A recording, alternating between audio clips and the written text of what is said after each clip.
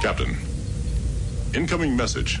It was the dawn of the third age of mankind. Groovy. Hi-ho.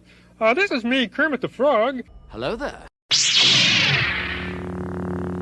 I find your lack of faith disturbing.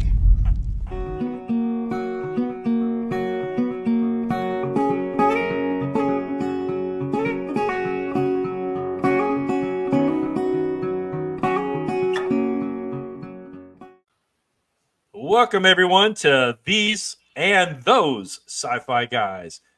Today, we're actually doing a crossover of These Sci-Fi Guys and Those Sci-Fi Guys. I am Dave, and I'm part of These Sci-Fi Guys, and with me is Chad and John. With Those Sci-Fi Guys is Mack and DT, or Caveman. So... Caveman. No E. No E. No on E. that one. The E is silent. It's Caveman. All right, come on.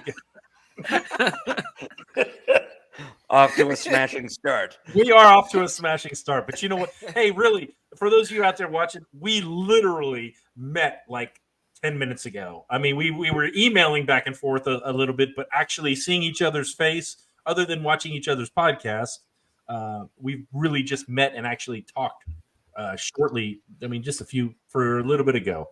Yeah. So first interaction right now being recorded. Yeah. History's being made. There you go. History's being made. So, Mac, why don't you tell us, how did you guys start out with your podcast? Oh, okay. So first of all, number one, I want to say thank you for having us on and to entertain this whole idea that with me reaching out to you.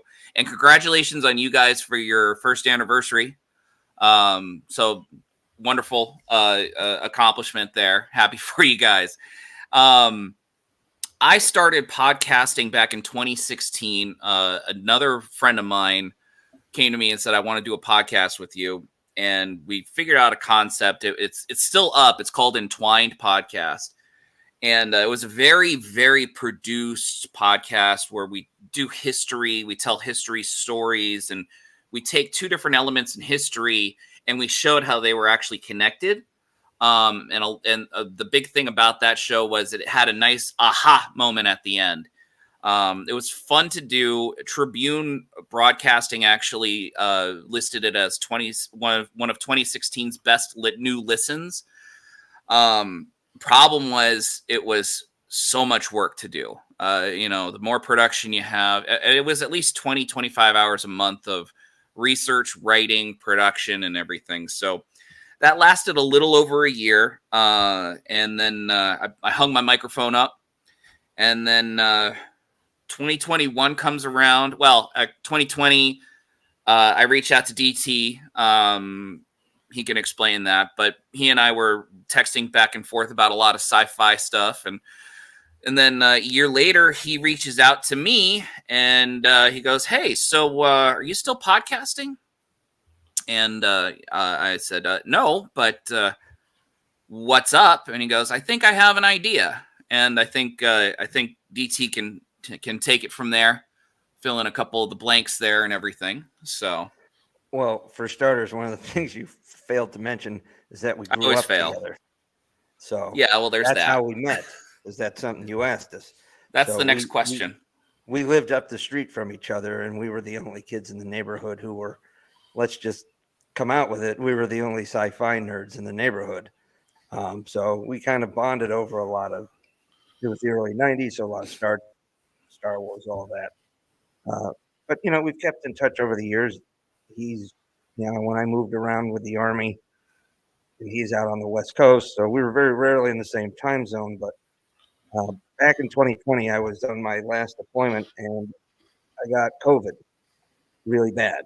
I was medevaced out of theater to a military hospital in Germany and spent 3 weeks in ICU, basically struggling to breathe. And one of the few things I had in that hospital room was my phone and a charger. So I was able to get some messages, and, when I was having, better times, I'd check.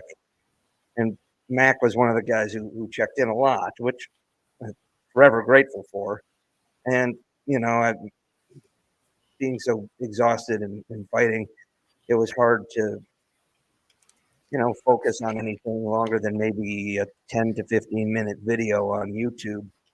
So, I ended up seeing some of these reaction videos and people podcasting about the Trek, Star Wars, Battlefy, Battlestar, whatever I was curious about at the time. And I was like, I think this is good, but I have different thoughts, and it ended up leading to, I had quite, I would shoot a note to Mack about something. I was just thinking about this episode from Deep Space Nine, and this was my thought as a 12-year-old when it came out, and this is my thought as a 40-year-old, and then we kind of bounced back and forth, and then as I was getting ready to retire the following year, and I had a little bit of free time on my hands, I reached out to Mack about it, kind of thinking maybe I would tackle it myself, and then he's like, sounds interesting. You want a hand? And to be honest, hoping he would volunteer to jump in too, because I wasn't sure if I was going to bite off more than I could chew. And so in August of 2021, we launched our pilot episode, and we've knocked out. We're closing in on 170 episodes right now.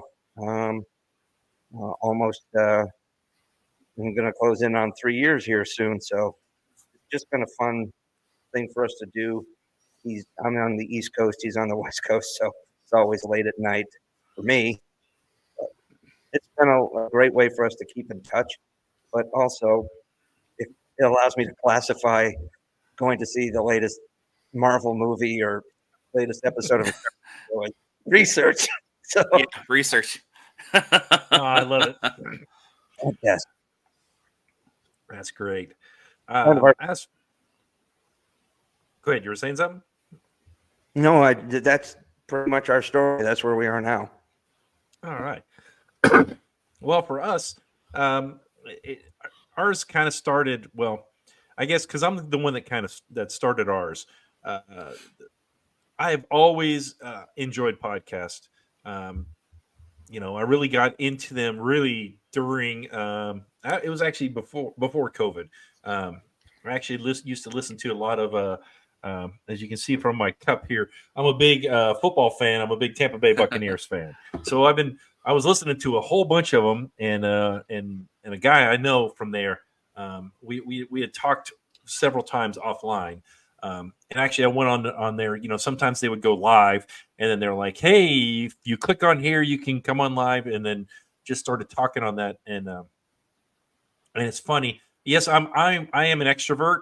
However, like my role in most things is I'm really behind the scenes. Chad, John, and I, all of us, we used to all work. We all worked at our church. We all were sound guys and tech guys, so we were always behind the scenes.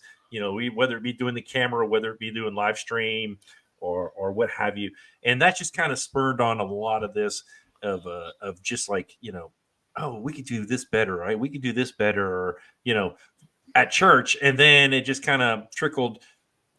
One, I'm gonna pick on Chad. Chad has on his phone. I mean, his like ringtone is a lightsaber, igniting, and or something like that. And then of course he's got like Darth Vader's picture on there, or something like that. Or at least he used to. And I was just like, okay, well, I know Chad is definitely a science fiction guy.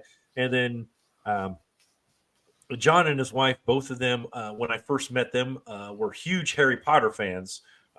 They probably still are, John. Absolutely. Yeah. And then that just kind of, I know it's in the fantasy realm, but it just kind of spurred on some stuff. We just started talking, and we just decided to do this. We had one other guy I was really trying to get involved with, but he's still active duty, and he's on call for deployment all the time. So he's kind of like, well, I don't want to commit yet until, because he's on his last tour yet right now. So he's got a couple years, and then he's going to retire. So hopefully we'll have another one that'll join us then. Am I missing anything, Chad, John? Yes, no, maybe? Not really. I mean, other than you just one day I got texted and I was like, oh, pod just sounds fun to do. Get some cheap equipment, roll on, and I think it just conversation and friendship. So I've enjoyed it ever since. Nice. Yeah. So, I mean, that's kind of how we've gotten to know each other, really. John actually is a children's director, not a pastor, but a children's director at his church now. But we all still keep in touch. Trying to look on my schedule here. Yeah. So, all right. So I'm going to go around the room. I'm going to ask questions. John, what got you into science fiction? In an odd roundabout way, just the innate desire to be entertained, but also just plenty of time and a television in my room when I was a child. And we lived at least a mile from really anyone who I would consider a friend, because we had some land kind of out in the middle of nowhere. And so plenty of time to watch stuff, catching on to sci-fi, and then several family members who love sci-fi, and then catching on to, of course, way back in the day, even if you go simple with Spider-Man as a superhero, it's not a real hard line in terms of like you get into superheroes and then you end up in sci-fi. That's kind of a connecting bridge. And so definitely landed there amongst my, middle high school years, and definitely stuck with it both during then and after then, and then connected with friends and family over a lot of the ones that would come out. And now I'm getting to dive deep both, cinematically and just in general with sci-fi history. And so I've enjoyed watching a lot of the stuff I hadn't been able to watch before, and catching the guys up on some things they may not have hit too. So that's how I got hit into it. Yeah, he likes it a lot because he gets to say, "Oh, I get to add more to my iTunes not iTunes, but his Apple movie library." Oh yeah. So how about you, Mac? Why don't you? What got you into science fiction? So it kind of very weird roundabout way. I was always familiar with science fiction and stuff. I remember, family, friends, and whatnot would show me like the movie Enemy Mine back when I was 5, very young. And I was aware of Star Wars and everything, but I wasn't a science fiction person until when I was 10 years old. My uncle got me an introductory book to astronomy, and I was just hooked from then on to astronomy. I got a telescope. I was, interested in looking at the stars all the time, and I was reading Sky and Telescope magazine. Watching TLC for all their astronomy specials and whatnot. And it was literally science that got me interested in science fiction, which is pretty much the opposite of how I hear it a lot of times when it comes to scientists and engineers and whatnot. They see science fiction first, and then they say that got them interested. It was really the opposite for me. So I noticed Star Trek: The Next Generation was my introduction to see, oh, they've got a lot of astronomy elements here. That'll be fun to watch. And I literally watched it for the science aspect, and then got sucked into the story and the philosophy of it. And I was like, oh, there's a lot more here to digest, and I'm all in. So So you're young Sheldon then, right? I wish I was even a 10th that smart, but yes. So my wife and I are actually that way. That's the show we're actually watching right now. Is we're just going through the series, and because we'd really for years we never watched Big Bang Theory, and and then for some reason we're just like, oh, let's just, because we like to watch just goofy stuff. We just don't hate us, but we just recently finished watching The Love Boat, of all things. Oh no, that's a good show. And we watched it just because we wanted to see the different characters of different people, and it's like, sure, and then we just laugh at it like, really, you're gonna get married after a three-day cruise? Yeah, okay, I can see that a lot. All right,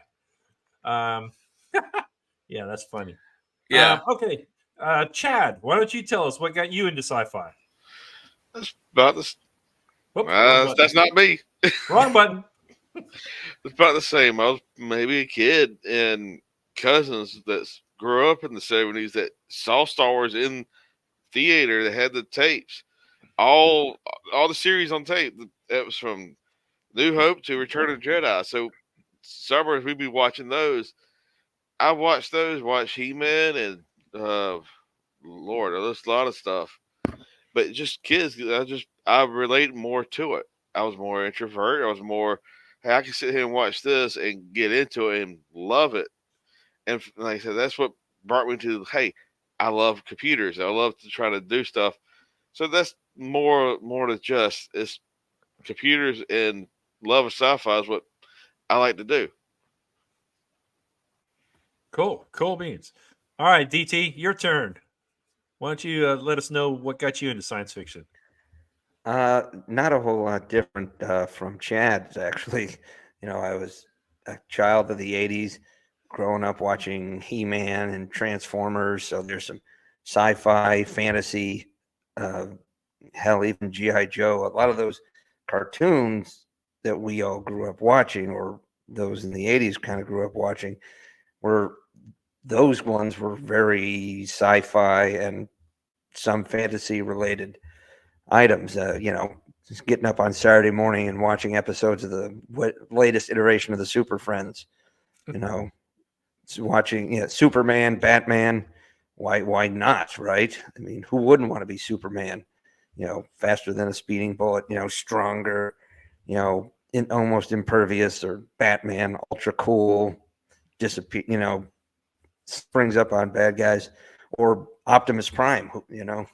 Like one of the best examples of selfless leadership in the 80s TV. So, I mean, that stuff was kind of my cornerstone as a kid. And I want to say, I think my parents were like, maybe you like Star Trek, because I remember Nickelodeon was running the reruns of the animated series. So I would watch those. And then I think my parents took me to see Star Trek 4, one with the whales, because it was supposed to be light, not heavy, and something that you could take a 6-year-old to. And, kind of just started building on from there.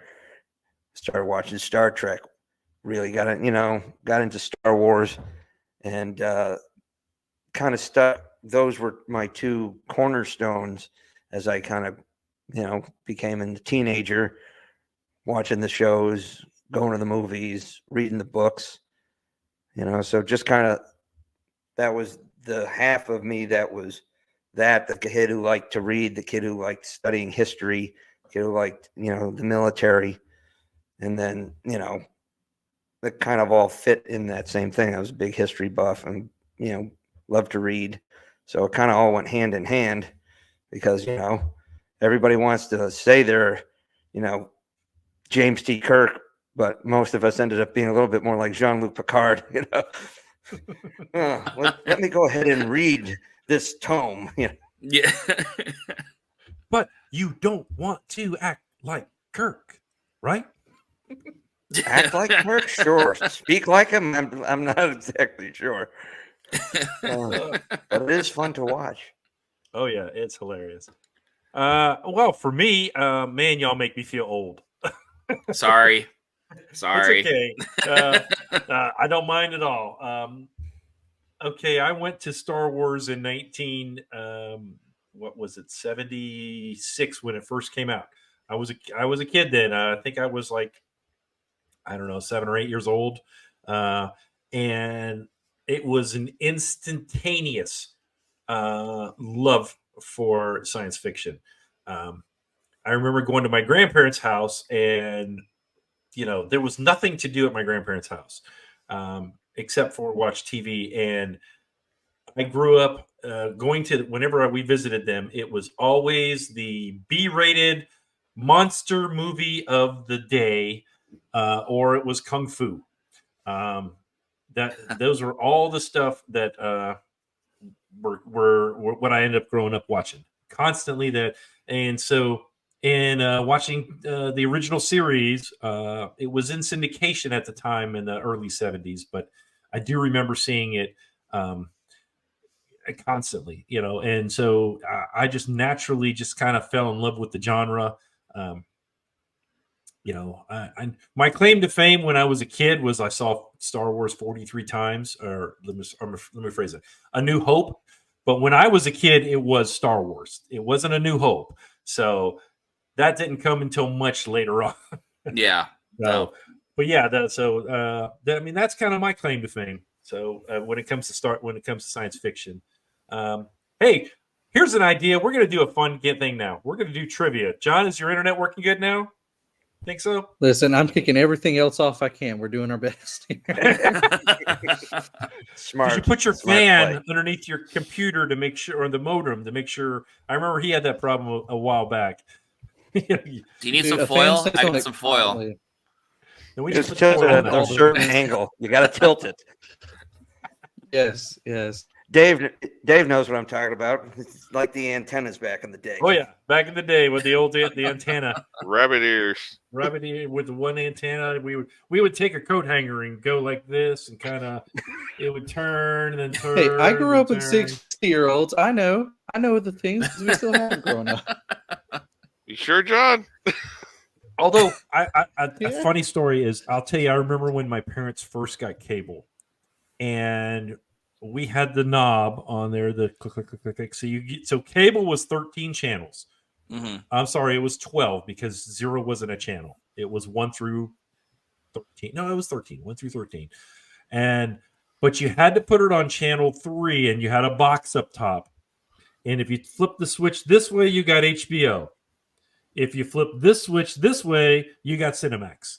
And that was it. Oh yeah, I was not allowed to touch the Cinemax button. Of course not. No. At least my parents didn't know. So well, they did. Always switch the switch back. Exactly. All right. Let me share a screen right here. We are going to right there. Okay, we are going to do a science fiction trivia game. So if you guys will get out your phones, I can see how you guys are in there. Let's see how to do this here. When I hit start, there's no music going. That's good. Okay. So each of these rounds, just so everyone knows, it's going to be 20 seconds. So you guys will answer. There'll be 4 questions. Or I'm sorry, there'll be a question. I'll read the question. There'll be 4 answers. And then the one at the end that has the most points will get the bragging rights. All right. So let's start this and let's try it. All right, we're waiting for it to come up. Science fiction trivia. Here we go. 3, 2, 1. All right, which of the following is not one of RoboCop's prime directives? Protect the innocent, uphold the law, do no harm, or serve the public trust. All right, 2 of you said we're incorrect. 2 of you said serve the public trust. It is do no harm because he will kill somebody very easily. All right, that was a very that was an Isaac Asimov thing. I blame myself for this. Okay, so hold on. A lot of dudes, DT and John are in the lead. All right, here we go. Let's go with the next question. In the original Star Wars trilogy, which fan favorite character only says 29 words? Boba Fett, Darth Vader, Lando Calrissian, or Wedge Antilles?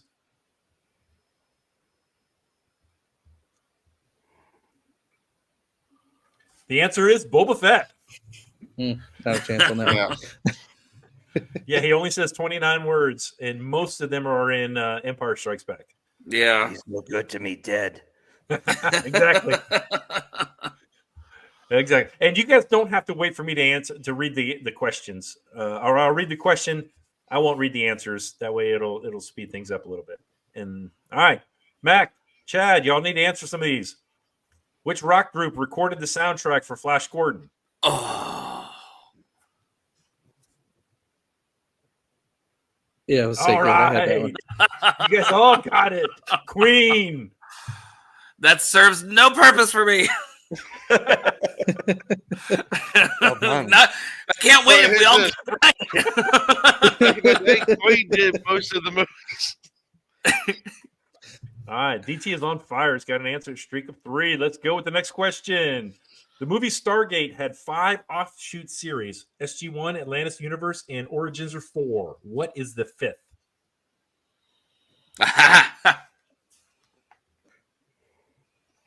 Infinity is what most of y'all said. And you guys were Hey, Mack, right. how's that? It How was does that actually a look? cartoon. That was an awful cartoon, by the way. It was horrible. It was so bad. Have you guys ever read any of the Stargate comics? No. I've got a couple of them, and they're nothing to do with SG-1 or Atlantis or any. It's just basically the Stargate is the only thing that makes any sense. So. Does it take place in like 100 years in the future and whatnot? No, it's current. It's like okay. Wow. Yeah, they must have had very limited rights to this. I think so because none of the characters. So okay, let's go on. All right, next question. What is Ripley's first name in Alien?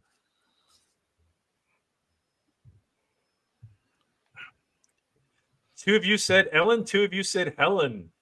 And it was Ellen. Boom. Good job. Max moving up.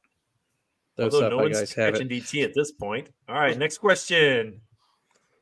Peter Weller played RoboCop and this B-movie cult classic title character.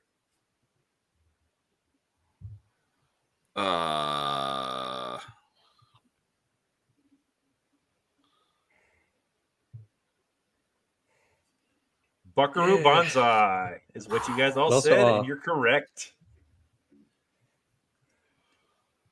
All right, next question goes. Who is the leader of the Dinobots?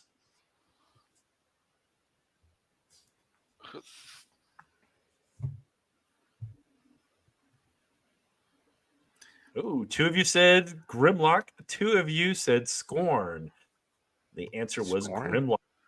Did anyone else hear Grimlock's voice in their name in their head when they answered that? Yeah. Grimlock, fight. He kind of has a little bit of Yoda in his voice, you know. Yes. All right, next question. Who played a Klingon villain from Star Trek 3 and a character in the Back to the Future trilogy? I hit the wrong one. Same. Two of you said Christopher Plummer. Two of you said Christopher Lloyd. It was Christopher Lloyd. DT, you and I panicked. I saw the Christopher. Christopher. That's why you saw Chris. Like, oh, yeah. Hey, imagine trying to do it now when every action hero's name is Chris. Right. That's true. It's very true. All right, next question. Number 9 of 37. In the movie E.T., the extraterrestrial, what is the name of the child who befriends the alien? I feel so much better now. Hey, everybody got that one. Elliot. Good job. Elliot. I heard that one too. Yeah, who didn't hear that one? All right, next question up is, what is Thomas Anderson's hacker name in The Matrix?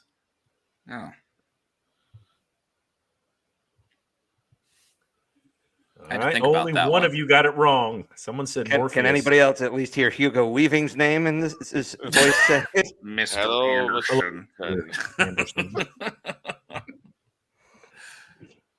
Oh, man, this is too much fun. All right. This is a lot of fun. This is where details kill me. Written the TV series Stranger Things. What is the name of the parallel dimension?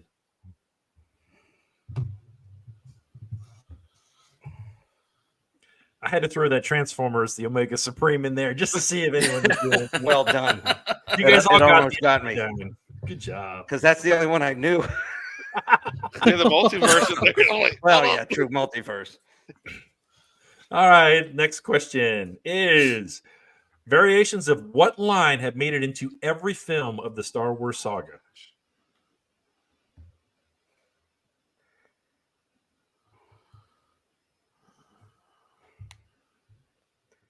And you guys all got that one. I still think Rian Johnson was full of crap when he said that the only reason why you didn't hear it aloud was because a droid said it. And yeah, wait, that did he really say that? Yeah, he said BB-8 said it.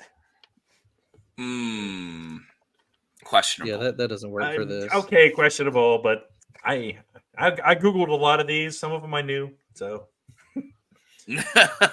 all right. Next question: what character speaks in the first line of the original 1977 Star Wars movie?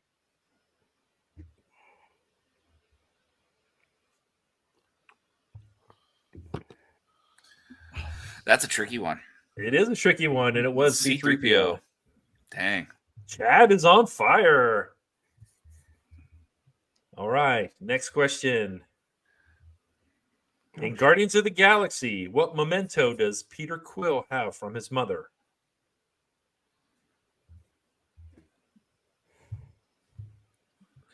I know. Okay, listen, I was looking for Walkman. Yeah. I can read them all. They call it a Zune. Yeah. Apparently everyone on Earth's listening to them. Yeah. All right, next question. In Back to the Future, people keep mistaking Marty for a member of which military division?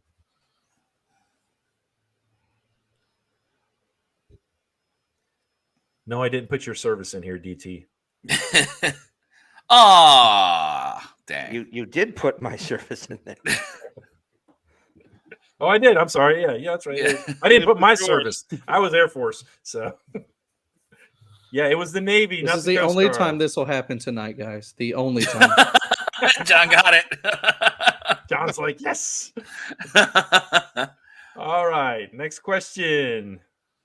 What is the online name of the main character in the book and the movie Ready Player One?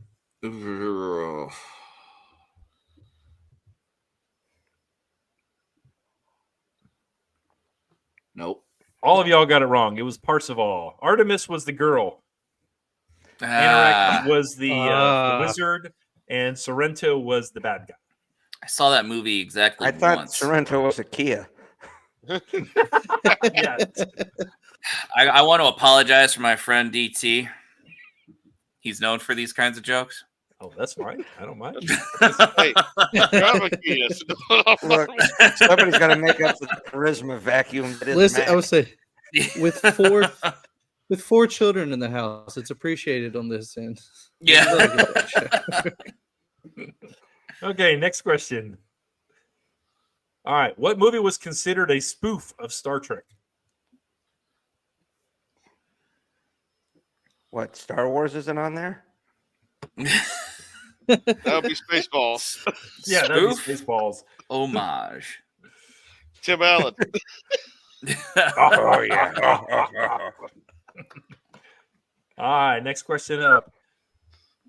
What is the first U.S. science fiction TV series to last longer than 7 consecutive seasons?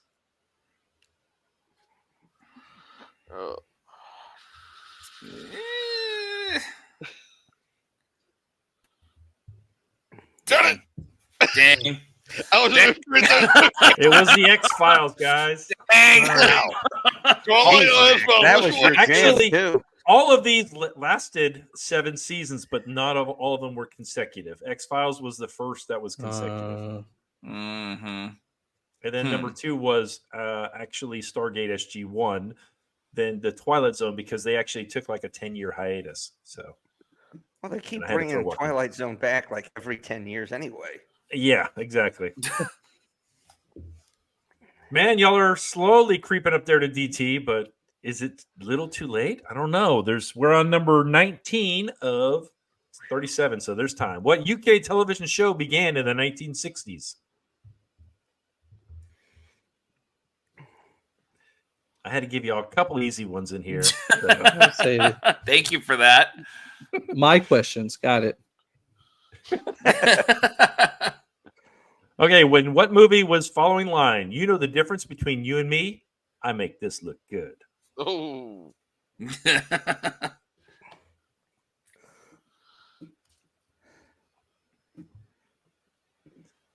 was right Men in before he Black. slept Chris Rock, right? No, it was,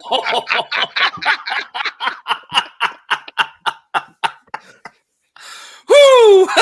Ouch. ouch. Ouch. I guess that's what Okay. Chris Rock said. Yeah, we'll go to the next one.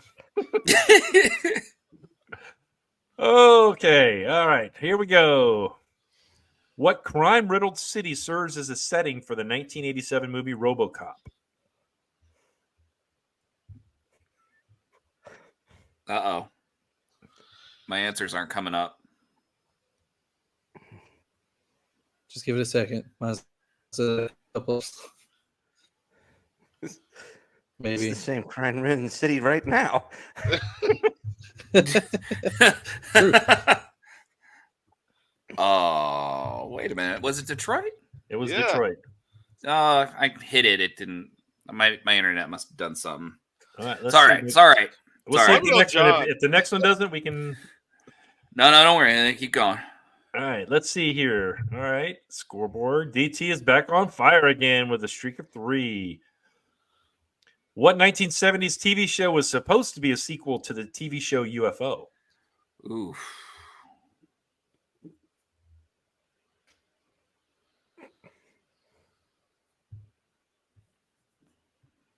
Dang. Space 1999, was it? Yep, that is correct. Just want you to know I had zero idea, guys. That was pure guess. I don't remember taking a lot of sniper night quals. All right, going on next. In the movie Interstellar, Cooper was able to communicate with who through the bookshelf?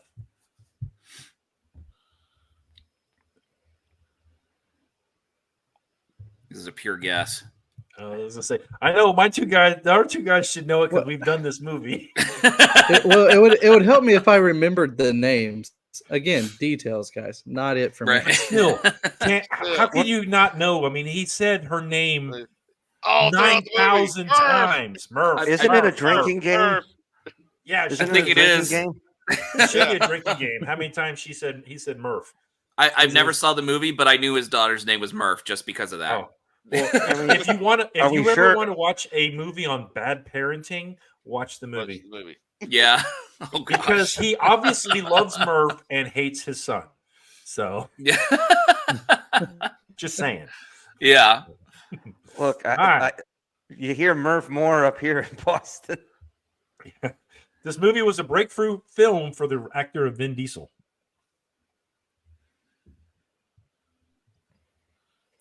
Really? Mike, was Fast it? and Furious? Who put it? Who is it?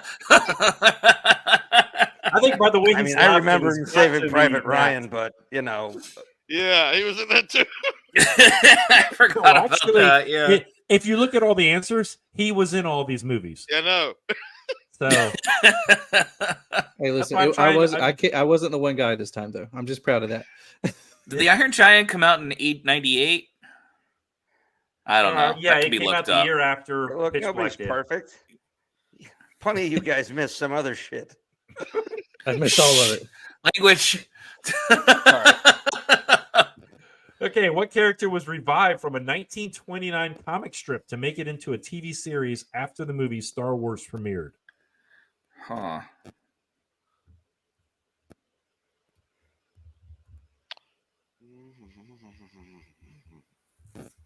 Nope. Nope. Buck Rogers in the 21st century. I'm snatching defeat from the jaws of victory. It's a story of my life. Here we go. Let's keep going. Keep going. In the 1960 movie The Time Machine is based on a book by which author? I can't miss this when I pick the movie. Yeah, come on, John. You love I to will. read. My internet doesn't come on. Wait, did they build did they build a religion around this guy? Not this guy. Not this one. Oh, okay. Not this guy. Oh, did somebody not get it? John, I got it. Yeah, my internet. The one question I'm guaranteed to get in this thing. Oh, no.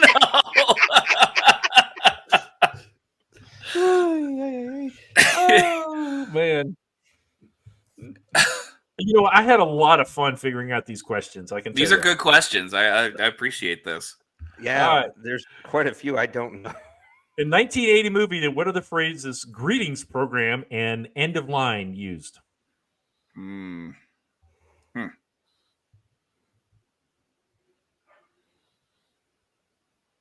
Wow, that was a guess. Correct, guys. Tron. That was a guess.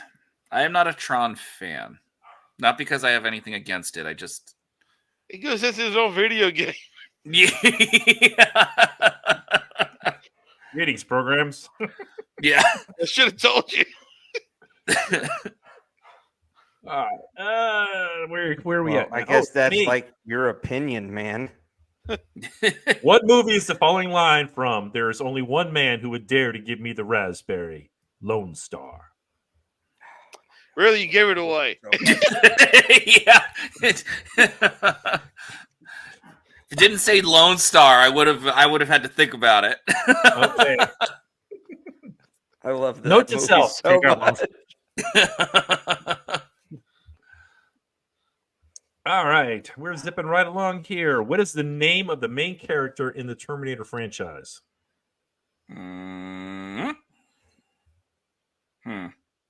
Ooh.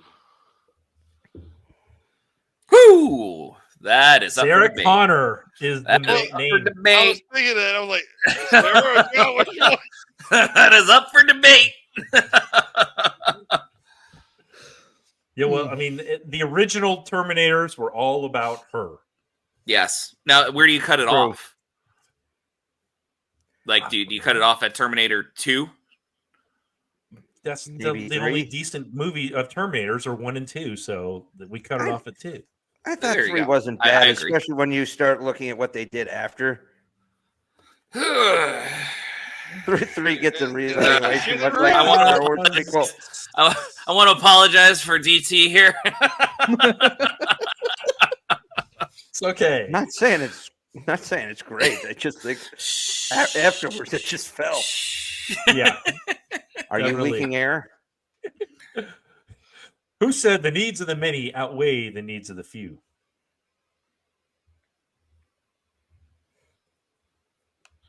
Oh, shit. Oh, you're gonna shush me? We're guests, so I realized what I did when I hit on it. That's not him. But it's telling you. Well, Mack is slowly catching up there. Let's see. Can he catch up to DT? We've got 7 more questions to go. Which movie depicts a society in which population and resource controls are maintained by killing everyone at the age of 30?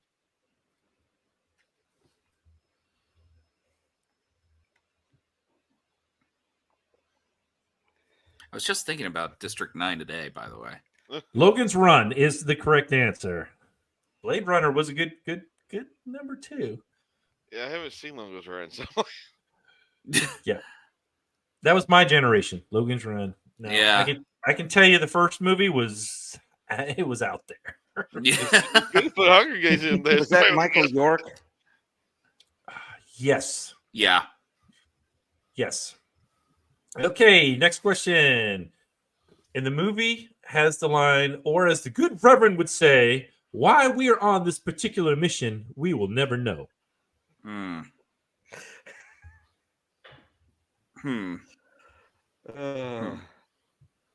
Nope. It was Independence Day. That That's role my was next both in guess. supposed the- to be They Matthew were both Perry, Black but he Knights. went They were back in into their rehab. F-18s. And golly, what was the actor's name? It was Harry Connick Jr. Thank you. Golly, It was yes. supposed Yeah. to. It was written for Matthew Perry, but he went back into rehab. I Thank think Harry you. Connick did probably a better job than Yeah. Matthew Perry would have. He was at least a better singer. Okay, man. All right, we've only got 5 questions left. Here we go. Whew. A huge robot fell from Earth from space and got amnesia. It's recovered its memory slowly with the help of a young boy.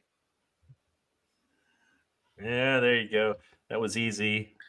The other 3, if you don't know, the other 3 were all Shogun Warriors that I put up there. So- Nice. I love Mazinger. Well, I just He's great. assumed they were some sort of anime like Voltron.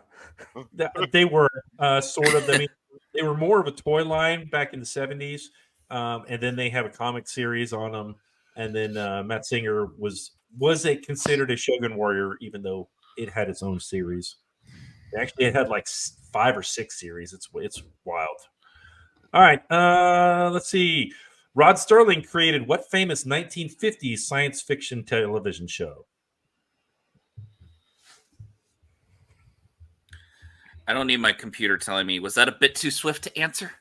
Yeah, Do you want I to think change you it? also used to say the wrong actor when you were doing it. I did. I did a parody of Twilight Zone, and I said Rod Steiger. No. I'm Rod Steiger. This is in high school. Oh, DT's dad turned to me while watching the video. He looks at me. He goes, "That's Rod Serling." Like, I'll never forget that quick that correction that he gave me. Oh, that's funny. He still likes you. Oh yeah. Okay, next question. What was the name of the science fiction show about Sam Beckett in a different body each week? Enterprise. Okay, You know, it was actually, him. Quantum Leap was actually coming. They rebooted a couple years ago. It's on Peacock right now. I started watching it, and it's a continuation from the original Quantum Leap, so it's kind of nice about that. Yeah. There's canceled now. There's a lot of memes that have come out that have crossed it over where Sam Beckett leaps into the body of Jonathan Archer. Oh boy. Oh boy. For Jonathan, if you didn't watch the show, that was his tagline was "Oh boy." He said that every time he leaped into somebody's body. So crass. Okay, fair enough. 1980s vulgarity. Yeah. All right. We have 2 questions left. Unless DT misses these, Mac, I'm not sure you're going to catch him, but we'll see. Let's see. What is another title for Mad Max 2 in the Mad Max trilogy? Oh. Got this one wrong. I know it. Oh, never mind. Never mind. I was looking for third and goal. Woohoo! I'm a genius. You were so full of it. Let me have this one. Let me have it. Give me my moment. Oh boy. All right. Next question. How many tributes survived the first day of the Hunger Games? Ooh, good one. I don't know, but Me either. Ooh. All gets a different and only 11 So we all survived. definitely guessed. Yeah. And in third place, Chad. Second place was Mack. Does it get music? Oh, there it is. Yay! DT wins. See, now you can go back to your daughter, DT. You know, finally give her something that she's impressed about. Yeah, thanks. Like the 9-day trek home from Iraq that to be there for her birth wasn't enough? Okay. No, that's a distant memory. Over her head. It's more, what have you done for me lately? Yeah. Yeah, ain't that the truth? Oh, that was a fun time. I had a really good time just finding all the questions for it. That was great. And I tried not It to was double excellent. very many of the answers. You know, like there was so many out there for Star Wars, and I'm surprised you didn't put who shot first. well, because That would everybody require knows. a real answer. I mean, that would be too easy. Who shot first? Hello. You know, they really messed up. They really messed up when they went back and changed a lot of the stuff when they did the They special changed edition. it twice too. Then Yeah, they went to for the Blu-ray. simultaneous- It's like, Yeah, they did. He was it Greedo shot first, and then they did it simultaneously, and then the third time they changed it for a third time to say McClunky. What is that about? What is McClunky? I don't know. Han shot first. I don't know. that's He all. kind of sounds like the guy in your unit who you put all the extra duty on. Oh wow. Martin Okay. did it. So, all right, here's a question now. All right, if you, let's say, all right, I took, hey, I know I'm a big guy. I don't think I would be able to take most of y'all down, but let's just say I took you down, and I kept you in a headlock, and I took you down to the tattoo parlor. All right, you had to get a tattoo right now, and it had to be something science fiction. What would it be? It could be a show, it could be a face, it could be a lightsaber, it could be whatever, as long as it's science fiction. Starting with John. Go. What did you get? Of course. Right now, my answer would definitively be the dark saber, but maybe inside the Hope logo, But that dark saber is just a sick looking thing. I think it would translate super well. I think it'd be a good minimalist logo, just kind of there. And I definitely think just that idea of you have to fight for it to get it. I think it just translates really well into a tattoo. That sounds really cool. That's a good DT's answer. like, yeah, I like that's that. right. All right, DT. All right, how about you? What would you get? He's got me thinking now. You know what? I think I had an original idea, but a new one would be cross lightsabers. Go on. Yeah. It's kind of like your hat, Hold on. Yeah, if you'll bear with me.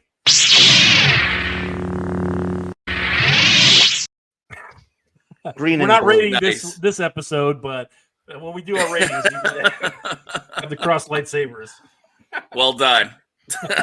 Okay, Chad, how about you? What would you get?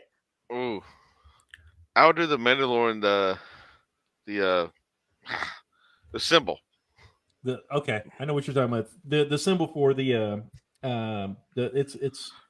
the bounty hunter symbol. Yeah, It's the mythosaur, Yes. Yeah. the one that Boba Fett wore. Yeah. Okay. And where the Mandalorian was a good show, and then where they took the Book of Boba Fett and just totally messed it up. But You mean the book of the Mandalorian? That's in those last for couple another. episodes? I like the Mandalorian. I just don't like the Book of Boba Fett because it was so cool with the mystery. And if you've read any of the books, which I've read all the books were so much better. Not just you kind of got spit out and you learn from sand people. Please, I mean, and then that whole flashback to every time you turn around, he's back with the sand people. I don't know. It was so slow. It dragged. Yeah, I was just gonna say it dragged. And then at the end, really when they- interrupted the narrative. yeah, when you finally bring back a good character, Cad Bane, and then you kill him off. Yeah, Sorry, spoilers if you haven't seen it yet. that's on them. That's on needed them. to come in earlier in the series if you're going to kill him off. Yeah, Because exactly. what is actually what they refer to is some of the unfinished episodes when they canceled the Clone Wars.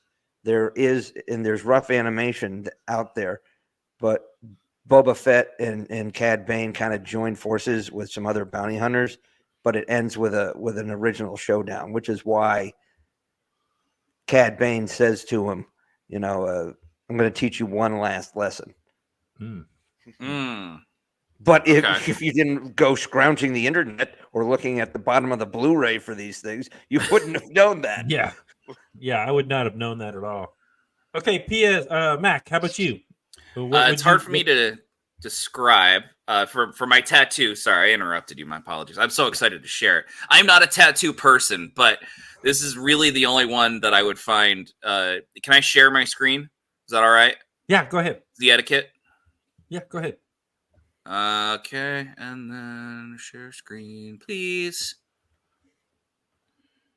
Maybe we're thinking. Boom. Okay, I'm adding it. There we go. The Tauri symbol, the Tauri chevron from You stole SG1. mine. Oh no! Oh, I'm a huge Stargate nerd. I love it. That's what I would have done. I just started watching SG1. Oh, congratulations! You're in for a ride. No, yeah, I struggled with it. Okay, Chad, hold on. You just said you just started it. Stop where you're at. Make sure you see the movie first. Yeah, knowing that Jack O'Neill and Daniel Jackson have been replaced by different actors, but it sets up the series. You really need to see the movie first before you start the series. Yeah, it's a very faithful series to the movie. And be advised, the first episode, depending on where you watch it at, may have full frontal nudity in it. The original one that was broadcast on Cinemax did, and then the ones on later DVDs, they took it out. So just saying. Yeah, I made the mistake of watching that in the middle of the day with my kid upstairs doing homework. Someone neglected to tell me about that. Well, you know what? I mean, first of all, it's the only episode that ever had any kind of nudity in it, because that's not what the show was going for. The studio was like, this is a Cinemax show. We need to make it, signature Cinemax. So show some skin. And they fought that. They lost it, but they never showed anything again. So it was never top of mind when I recommended you to watch the pilot. And I'm sorry about that. It's just one of those things. That's not what the show is sorry about. That than some of the plot holes. Yeah. Okay, you're upset about the No Man Left Behind. I get it. Okay, but the whole point of the mission. Well, I can't. Going back to the tattoo, I can't change mine because mine was going to be the same thing that Mack got. Because I love Stargate, and I would do that. It's something along that line. I would want to do like a symbol, or I guess the second would be like the Rebellion, the original Rebellion one from A New Hope. Yeah. Something like that. I mean, the Empire one has changed so many times because depending on who's in charge and what have you. Although if you read the comics and the books, the New Jedi Order is a pretty cool looking one where it's got the lightsaber and then it's got like wings on the sides or whatever. It's a pretty cool looking. Yeah. That's the symbol of the Jedi Order, right? Yeah. For the new Jedi Order. Yeah, that was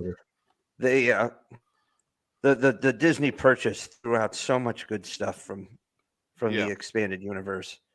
Yeah, I know. I mean, Luke got married to Mara Jade and had a kid, and then what did we get? We got Kylo Ren. We also got mopey Luke Skywalker hiding.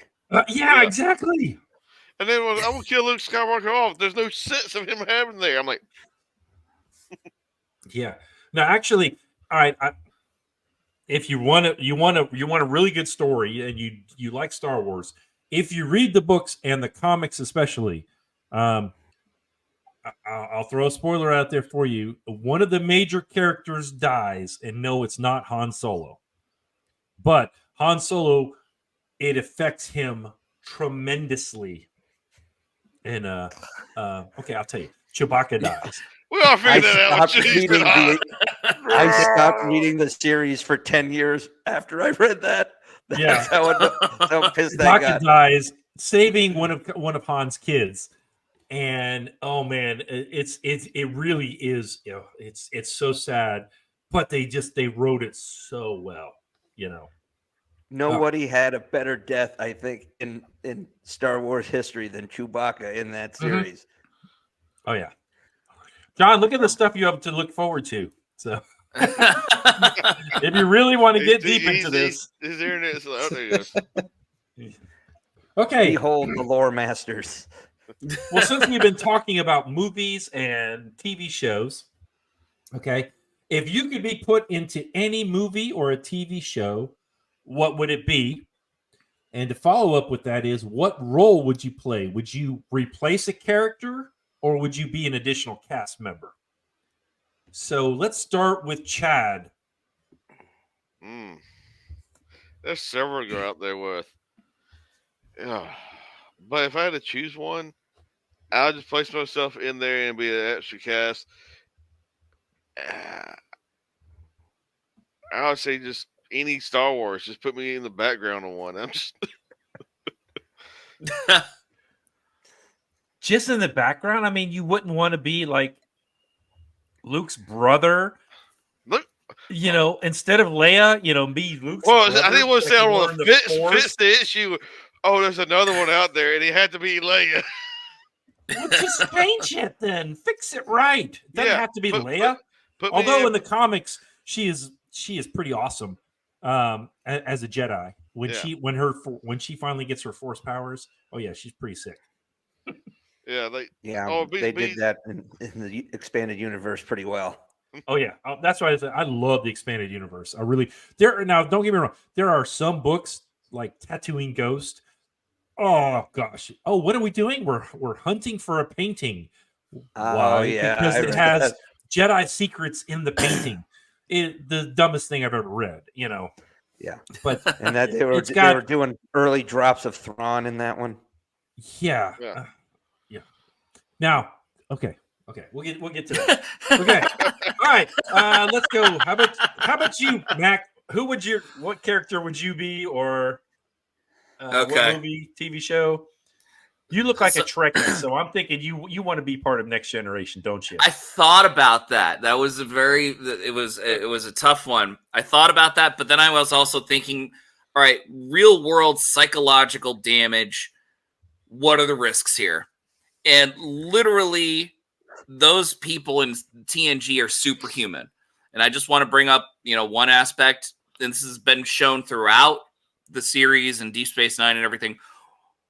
The issue of what is reality, like Riker being caught in frame of mind, not knowing if the play was a reality and if he was really a prisoner and his entire Starfleet career was just a figment of his imagination. O'Brien being put into a 45-minute jail, but in his head, he lived his entire life scrounging for food, and he killed his jailmate and whatnot. Those are deep psychological moments. I don't think I would be truly happy with. So I'm going to go with this is a deep pull. Squad leader Lieutenant J.T. Marsh of Exo Squad.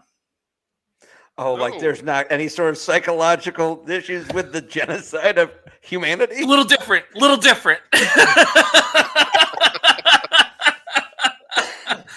Yeah, one might see that as a contradiction, of course. Yeah. but you get the exosuit, so that's all that matters. Exo Squad was badass. That was a great show. So, yeah. Okay, John, how about you? I would genuinely take.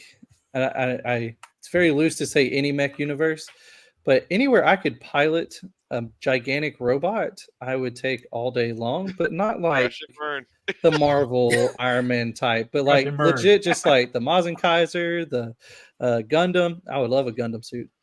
Oh, man, just to be able to rock out and roll on with that and have those abilities, I would love that to death. That would be cool. Cool. How about you, DT? There's just so many to choose from. Yeah. I've had, picture yourself captaining a starship or smuggling with Han Solo or, facing down the droid army with the Jedi. But I don't know. Maybe it's just because I'm a glutton for punishment. But, Enterprise. It's a show that I actually very much like. Their Mako major, not bad, could have been better. They could have used the Makos more in the storyline. That is a theme that we've talked about many a time. One of the greatest, one of the greatest tragedies of misuse in Star Trek lore. Exactly. There's like 3 episodes where they look super badass, and then the rest of the time they like barely show up. It's like, kind of make up your mind, but they bring in an actor who's a character actor who you know, but if they were to have brought him onto the main cast, bring that actor into the main cast, and it be like it changes the whole dynamic of Enterprise a lot more than the halfway measure.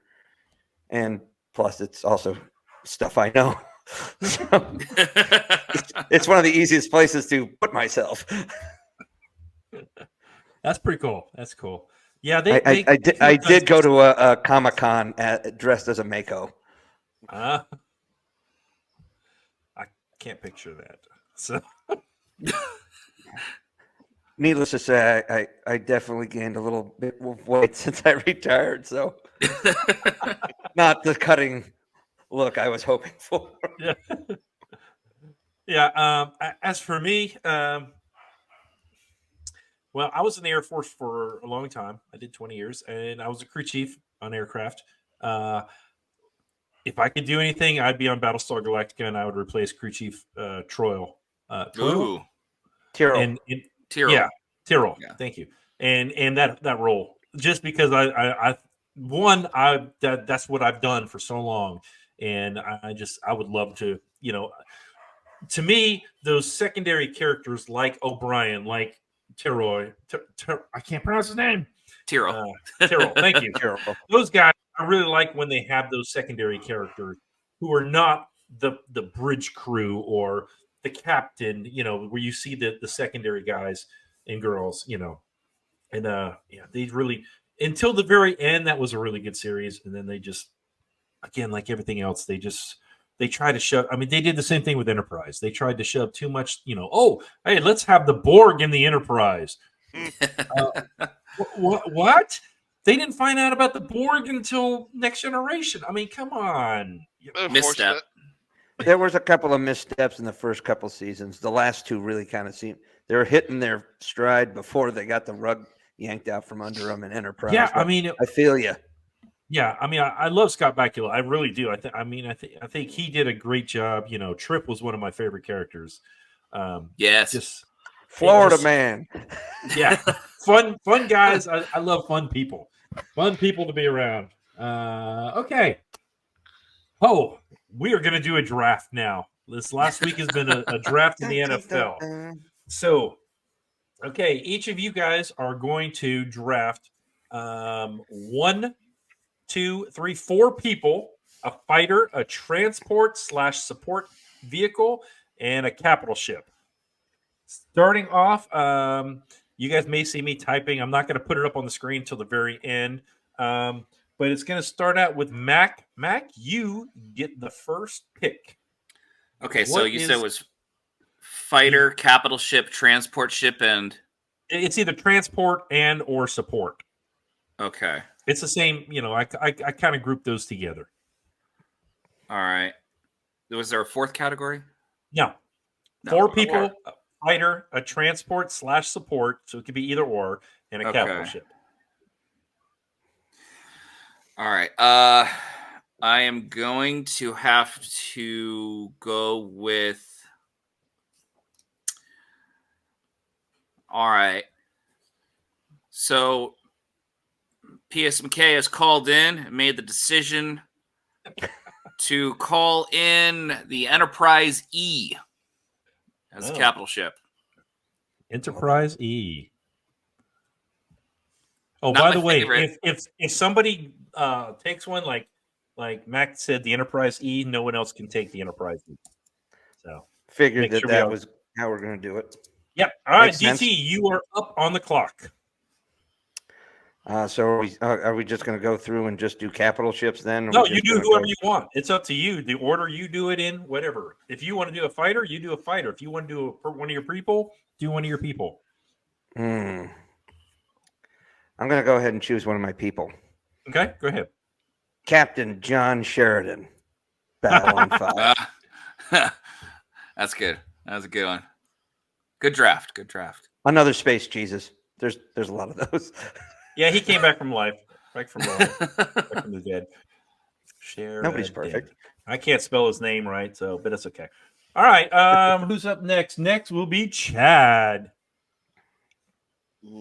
Oh, and by the way, for those of you out there watching, we're going to put these in the comments, and then you guys get to vote on who your favorite team is. Ooh. It's a tough one. I'm in between Darth Vader or Anakin in Episode 3. Pick one. Ooh. Yeah. I do. They are the same guy. They are the same guy. But the thing is, Darth Vader was very hindrance in that suit. So I'm going with Anakin in Episode 3. Man, I cannot spell worth a darn. A-N. Okay. Dang. Anakin Sky. Anakin pre-toaster. Yeah. Pre-toaster. I'll say Anakin Skywalker pre-Darth Vader. Okay, I can. Okay, I'm up to bat. Okay. Oh, y'all are gonna love this. Okay, as I said, I'm a big fan of the Jedi universe, the expanded universe. I am going to take Grand Admiral Thrawn. Nope. Grand Master Jedi Luke Skywalker. He was sick. He was the most Master powerful Luke Jedi Skywalker. in history. So that's why I picked him. All right. John, you actually get 2 picks. Because now we're going back around. So this is the round 1. You get the end of round 1, and then you start round 2. So, John, you get the next 2 picks. All right, that's intense pressure. But I know for at least Captain's ship, I want to go Super Star Destroyer, just for sheer immense size and power. I mean, they can definitely get in contact with a lot of folks really quick, and they definitely carry a lot of firepower on board. So I think that's what I have to go there. Now, the second option, y'all are already killing me on certain people. So for now, I'm going to go a little out there, and I'm going to go with David Martinez, which is from a recent show I've watched, which is Cyberpunk Edge Runners. A man can handle a whole lot of cyber tech and do a whole lot of things with it. So, okay, what was the name of the show? Cyberpunk Edge Runners. I'm looking this up. Super speed, and then as the show goes on, some super strength and other things added in. So, Anime. Okay. Yeah. Hey, we said anything goes in this thing. Yeah. All right. Yeah. So now we are back to DT. Wait, did he do 2? Yeah. Oh, So now yeah, it's back he did 2 too. Yeah, because we're going back around the snake. Okay. You said Chad, you're up support. next. Okay. You're Support. right. We have support vessels, right? Yep. Here's one that it may be called into dispute, but the USS Defiant support / vessel. Dang, you stole mine. Deep Space Nine. Jack stole one of mine. And technically, that Defiant is an escort, so it falls more Yeah, under it the is. support I than would it is consider a that capital a ship. transporter support. It's not nearly the size of a capital ship. Okay, Chad, you're up. All right. I got to get my transport. And do I want to do Razor Crest or Slave 1? I think you know which one you want. I like the Razor Crest. Yeah. Yeah, that one at least has a bathroom in it.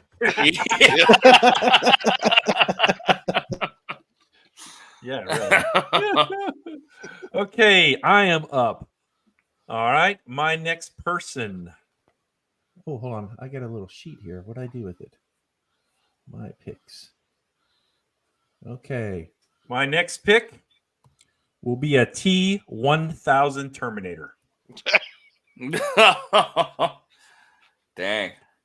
Because he can go ahead and he can mimic any person, he's like pretty much unkillable. That's the liquid guy, the liquid one.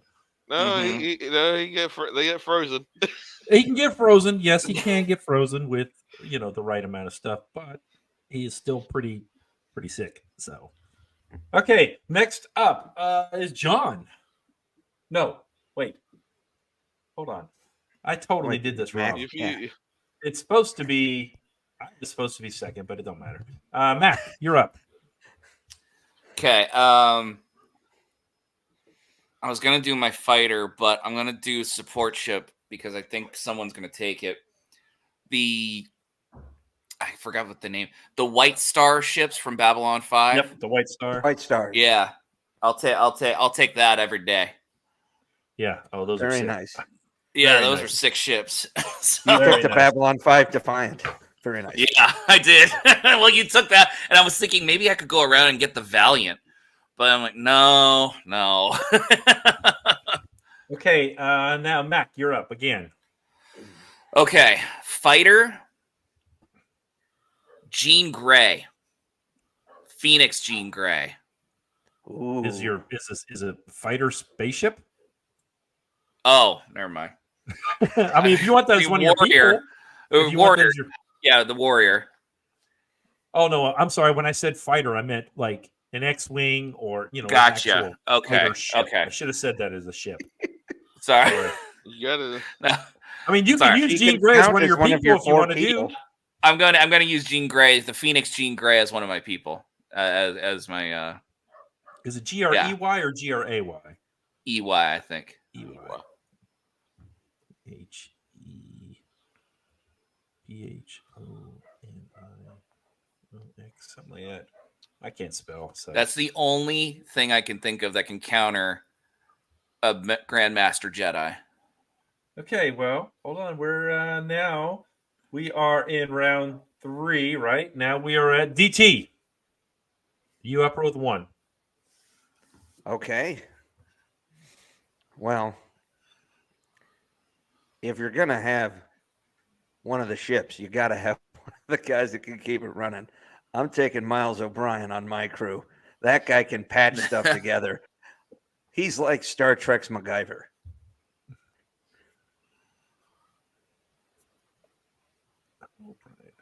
Okay.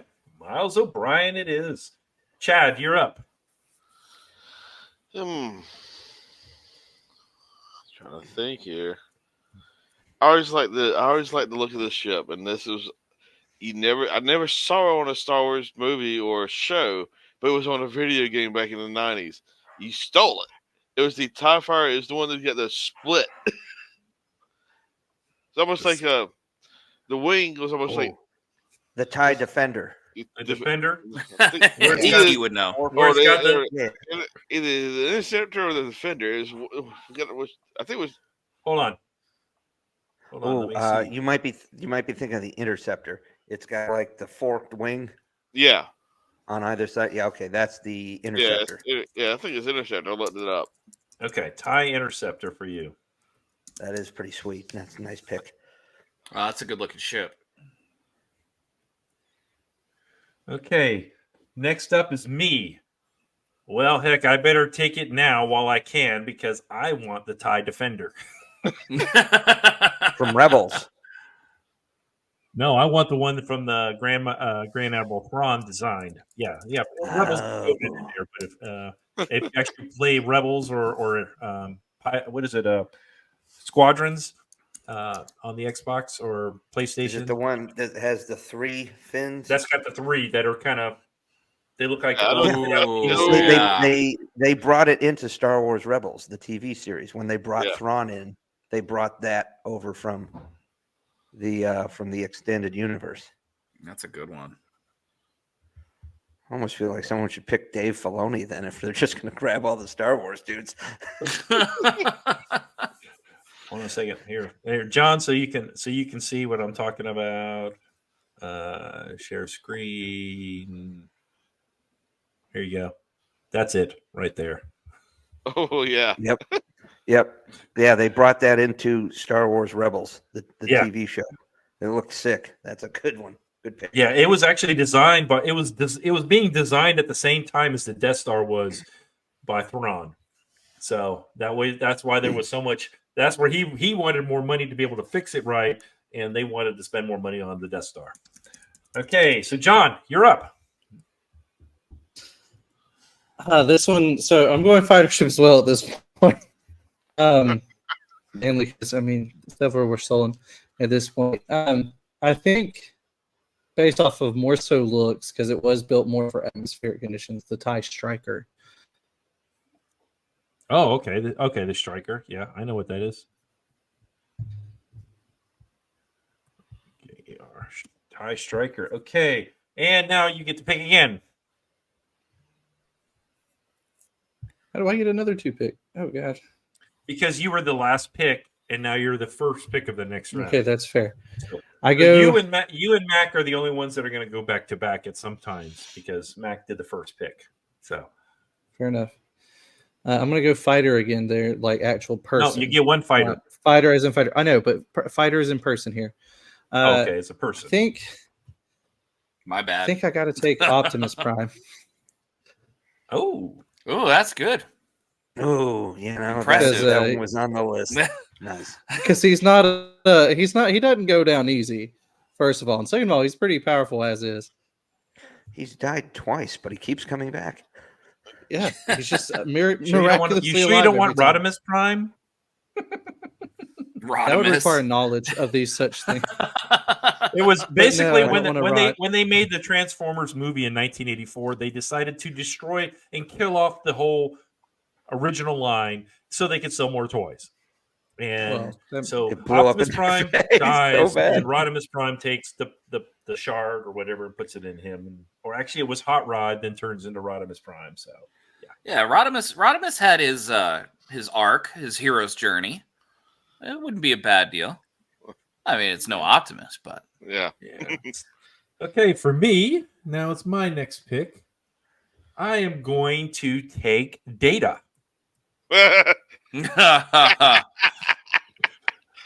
And his emotion chip is off.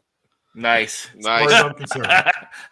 So less annoying Data. Gotcha. Less annoying. Well, I wanted somebody that was smart enough to figure out and fix things if there's a problem, Yeah, good call. Dang.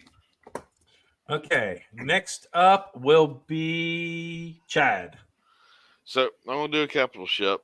This is from Episode 9 of Star Wars. The Xyston class Star Destroyer. This is the Darcy, the one that's got the power of the Star Killer base.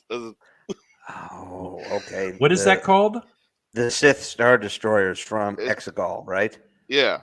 Xyston, XYSTON class.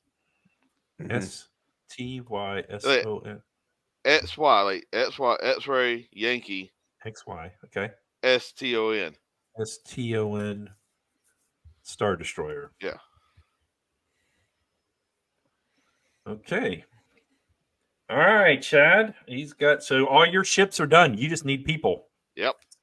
All right, and now it should be DT's turn. Okay. I'm going to take this fighter while the getting's good.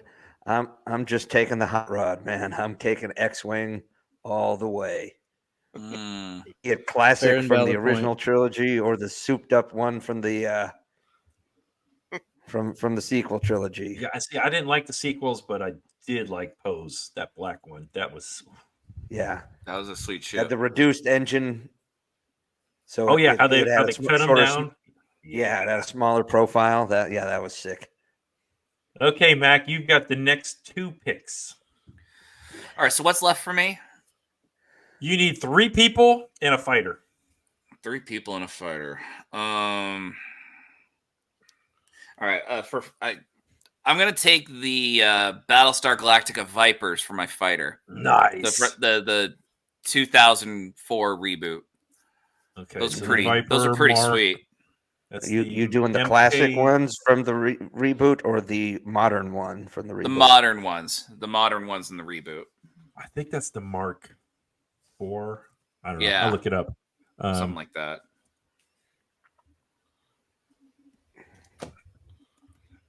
Okay. All right. Now, what's your next pick? When are your people? Okay.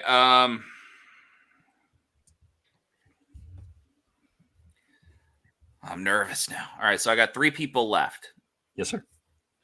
Okay, let's see.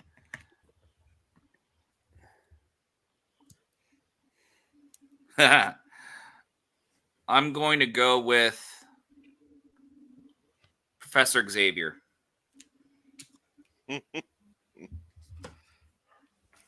Cerebral. Jean Grey's got brute force. I see a theme here. You kind of doing X-Men, aren't you?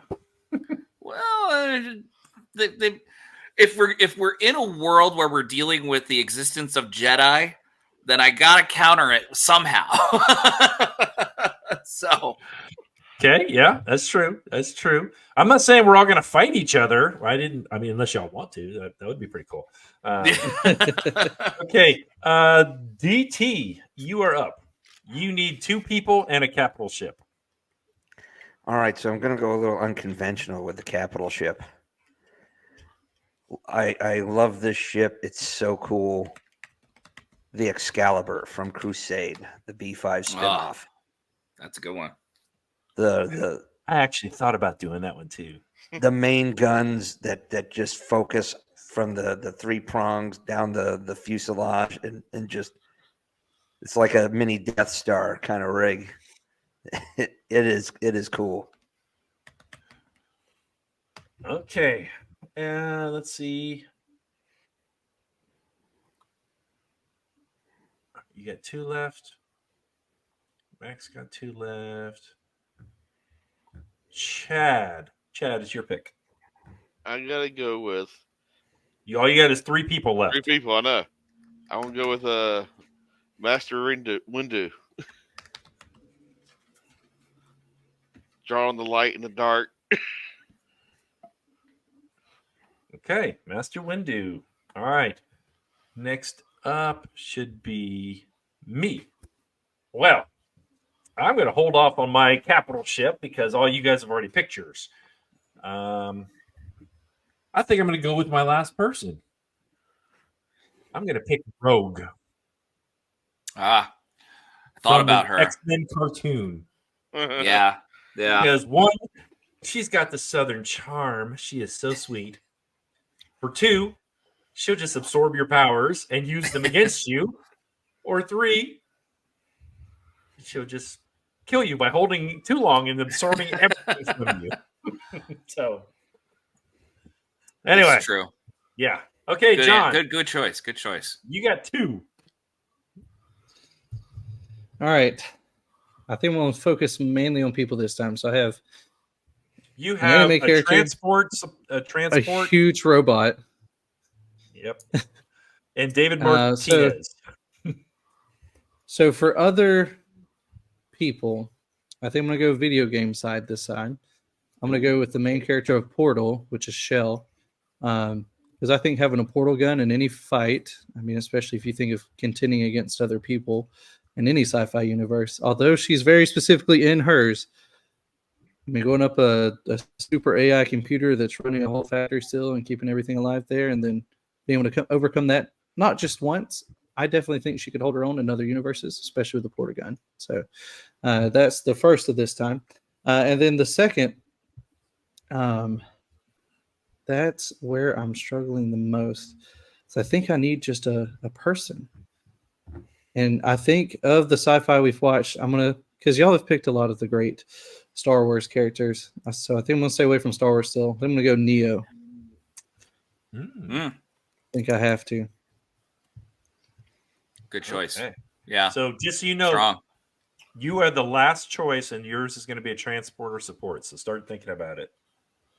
All right. Where are we? Oh, round 6. So that's me. And I have a transport or a capital ship. Oh, crud. I have no idea. You guys all picked everything I wanted.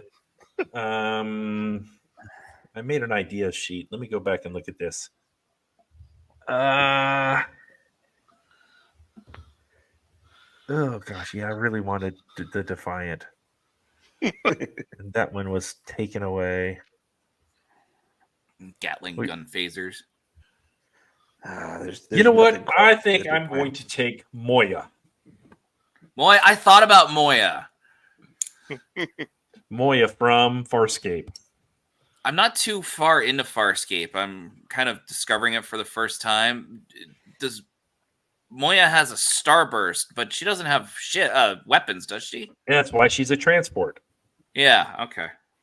Yeah, just to get from point A to point B. Yeah. We just if you've seen SG1 and know that seasons 9 and 10 were dubbed Fargate for a reason, because those two main characters were in Farscape together. So I liked them, and I wasn't a Farscape person. I knew it existed, but I get why it gets that. They had good chemistry.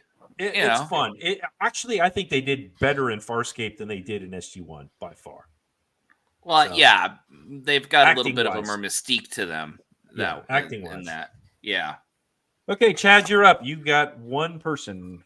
Well, you got two actually. Got two. But I got to go with since you got Rogue and you can't touch. I need somebody that shoots far away. I'm gonna do Boba Fett.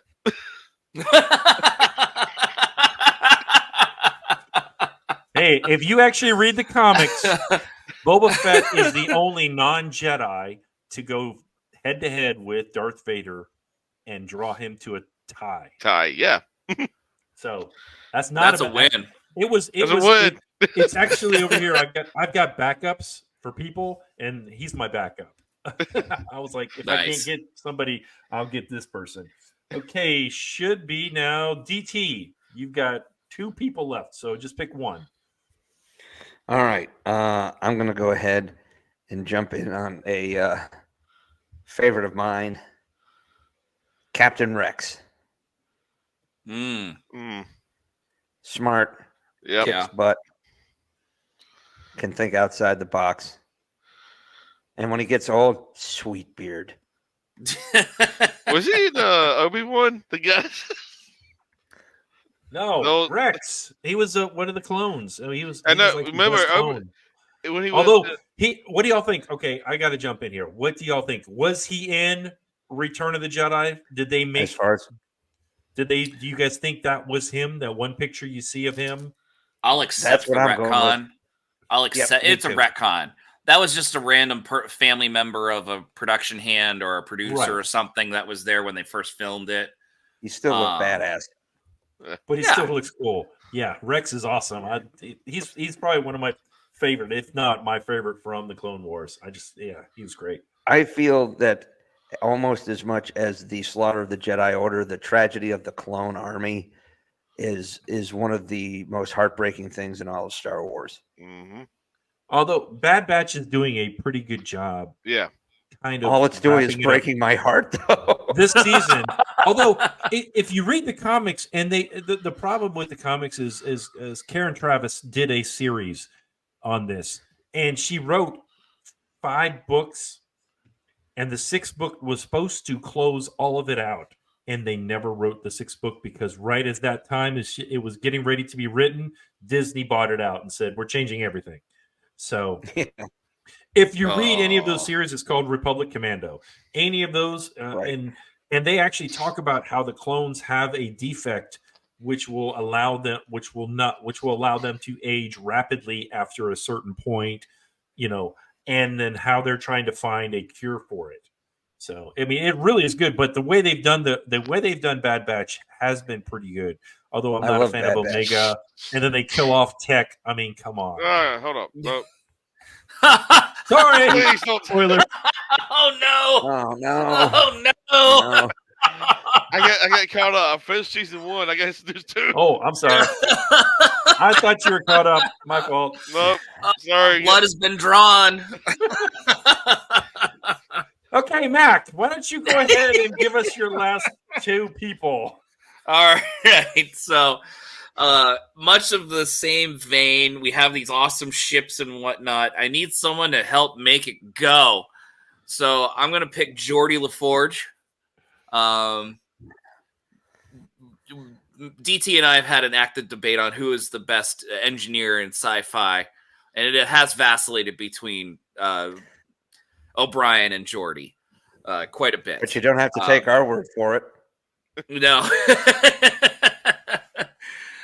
And then I also want someone who is a good outside the box thinker, uses the environment around them, and a good philosopher too. This will be a little bit unorthodox, but I'm going to go with Dr. Flox from Enterprise. I do like Flox. Okay. And I'm out. My wife prep. gave me a cameo from John Billingsley for my birthday. Oh, cool. He sang to me. It was wild. Oh, wow. Okay, DT, your last person. My last person. Well, there's a lot of chaos in the universe, and everybody else here seems to be, grabbing at least one person for their crew who's, OP. So I'm just going to go ahead and grab Scarlet Witch because no one is more OP nor chaotic like Scarlet Witch. You can take the comic version, the Disney version, whichever one. They're all batch crazy. I thought about her or Doctor Strange as one of mine too. I was like, ooh, I don't know. Yeah, the power hitter. Yeah. Oh, wait a minute. We still got Chad. Still has to go now. Chad, you still got one more person. Yeah. You said something that just made me thinking. But no, you good, because the thing is, I need somebody to really pilot these ships, but I also want somebody that's a very good fighter too. But he can't. He's very good in black. I'm going with Riddick. Okay. Okay. Yeah. That's a good movie, Pitch Black, by the way. Well, yeah, it was. Okay, for me, I've got a capital ship. Oh, man. I really thought about the SSV Normandy from Mass Effect. Yeah. Ooh. I'm also leaning towards the battleship Yamamoto from the cartoon. The Daedalus from Stargate Atlantis. Daedalus. Spaceball 1 Mega Maid. I mean, that would just be the greatest thing. I mean, can you imagine me showing up with that, I'd rather not. She's a transformer. But I think I am going to stick with the anime. And I know John's going to hate me for this. But I am going to... Where'd I go? The SDF-1 Macross from Robotech. SDF. I'm looking this up. SDF-1. What? Macross. Macross. Basically, it's a ship that turns into a giant robot. Oh. Wait, I thought you said you weren't taking Spaceball 1. I'm not. This is a better robot. That is not to be made. That is what we call a game changer right here. Okay, who's left? And it should be John with your transport. Yeah, like all the ships or that your could support. be great or worse. I mean, the Razor Crest was already taken. I was partial kind of to the Milano from Guardians, but I think actually I'm going to go with the Nostromo from Alien just for sheer size and the number of things that was on it for them to hide around from this alien the whole time. It has at least plenty of space, so I'll take that. You keep the alien on there? Hey, great protection against other people. I mean, You look get at Han. the alien. In the, I know as bad as the last three, like the modern 3 are, they were great defense, those aliens he was carrying on the ship. So, I mean, I'll take that all day. We'll leave the alien on the ship. I can hide somewhere else. Okay, please ignore my spelling. I'm going to share this real quick. No one said the TARDIS. I mean, See, I would have been partial to it, but support I Mack. wasn't so sure of. Mac, you Yeah, know see, what one was a good one? What? The Saratoga from Space Above and Beyond. Oh, that would have been good. That was good. Dang. Yeah. Now you see, actually, for a support vehicle, I really thought about a Stargate Atlantis puddle jumper. You know, Oh, that would have been good too. because they're small enough where you can have like 6 or 8 people in there, and they can cloak. They've got some awesome weapons, and they can operate Stargates. So exceedingly versatile. Yeah. Okay. So here's John. Here's who John has picked. John picked David Martinez, Optimus Prime, Chell, and Neo were his team.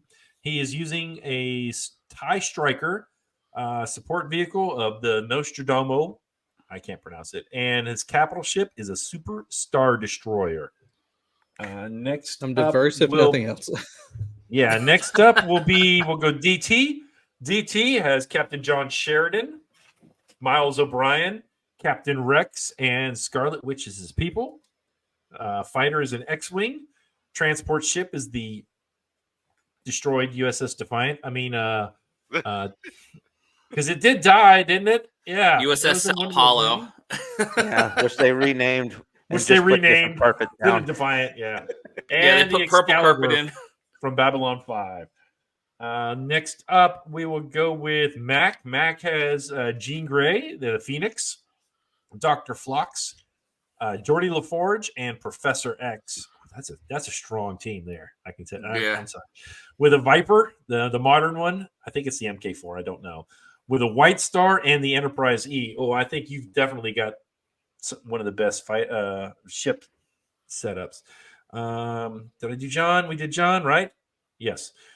Chad, Anakin Skywalker, Master Windu, Boba Fett, and Riddick. He is using a TIE Interceptor, the Razor Crest, and the Exxon Star Destroyer. And then for me, I'm using the Grandmaster Jedi Luke Skywalker, the T-1000 Terminator, Data, and Rogue, with a TIE Defender, Moya as my transport, and the SDF-1 Macross from Robotech.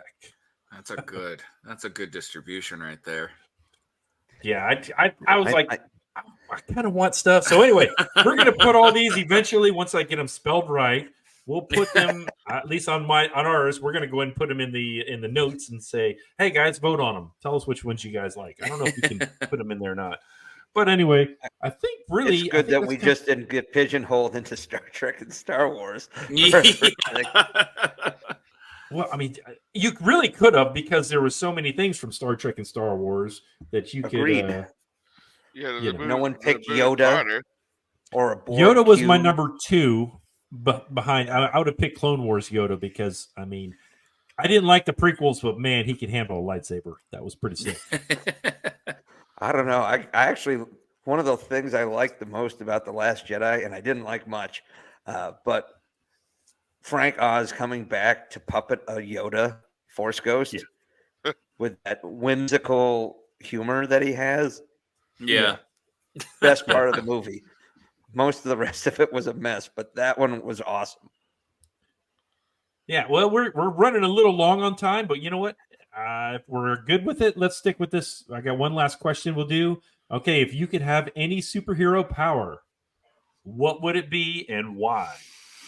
Let's start with Mack. I vacillated between. That's the second time I used that word. I'm going to stop that one. It sounds like Vaseline, so yeah.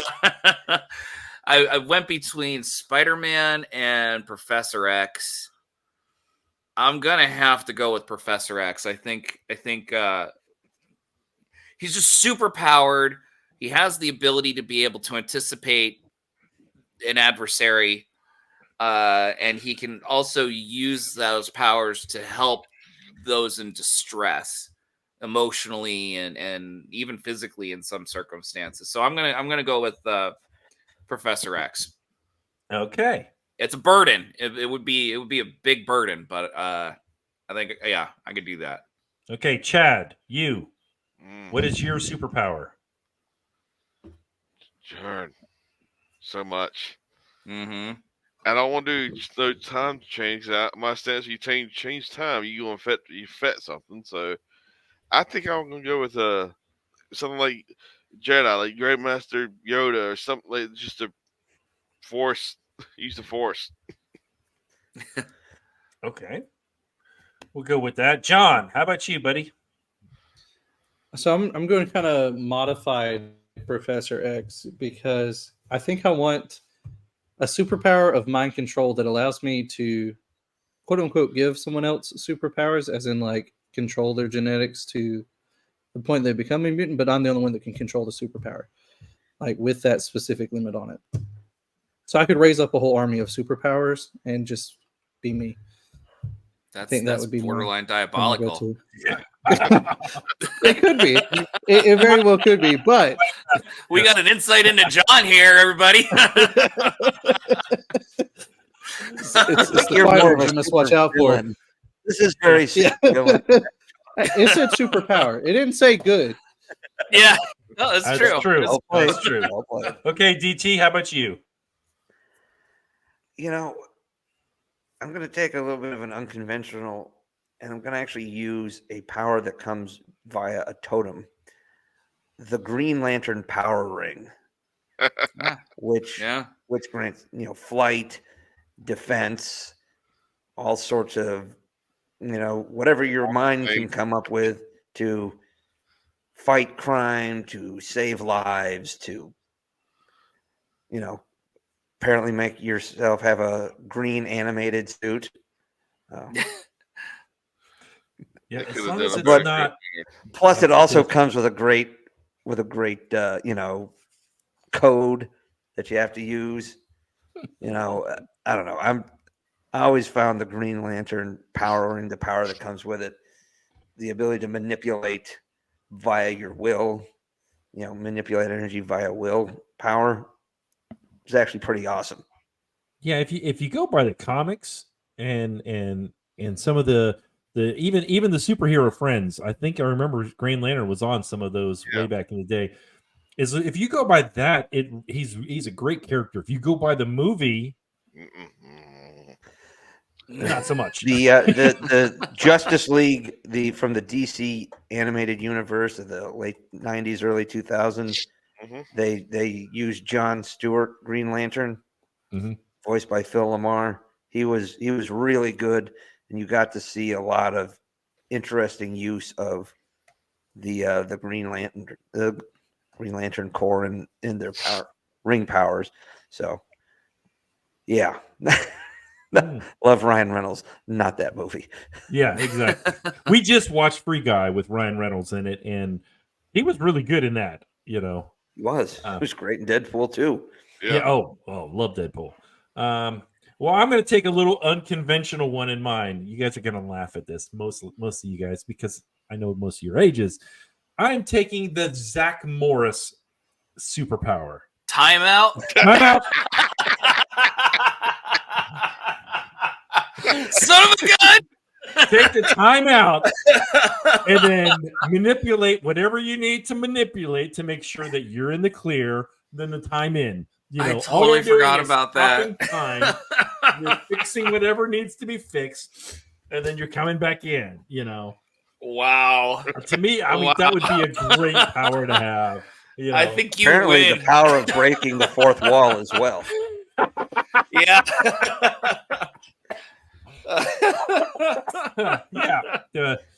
Anyway, I guess hey, I'm retired, so I have a lot of time to think about this kind of goofy stuff. So anyway, well played. Yeah, thank you guys. Hey, it has been a really great episode that we've had here. This is fun. Mac, tell them where they can reach you guys. Yeah, you can reach us at Those Sci-Fi Guys on Twitter /X. Those Sci-Fi Guys at gmail.com. We have our website, TheseSciFiGuys.com. You can reach me on X at PS McKay. And yeah, I think we're relatively active. DT tries to shun the socials, so he's probably smart. Anti-social media. Yeah. Well, when we started this, I was still on active duty, so hence the names, so it's been a little time to get into it. Although we are throwing it out there a bit more on our own social media, at least trying to get it out there to the people who actually know us and like us. Yes. Yes. And you can find us on YouTube, Those Sci-Fi Guys. We're making a conscious effort to have a simul debut with the podcast and YouTube video of the recording. That's actually how we found you guys. So Cool beans. You misspell one word and you find a different group. Yeah. Well, to find us, you can go ahead and find us on Twitter or X, whatever. Again, I still call it Twitter. I'm going to call it Twitter probably till the end of time. Is at TheseSciFiGuys. We also have an email, TheseSciFiGuys@gmail.com. And I'm sure same with those Sci-Fi Guys. The easiest way to do is comment down in the remarks down in below. Comment in there. We get notified when you guys comment on stuff, and then we're like, hey, we talk back to you or whatever. Not talk back, but we communicate. All right. It got sassy. So. Yeah. Oh, it's been a long night, and yes. It's way past my bedtime. So with that, we are going to go ahead and let me pull the big screen up there and say, all right, peace out, everybody. Slice of heaven, everyone. See you on the high ground.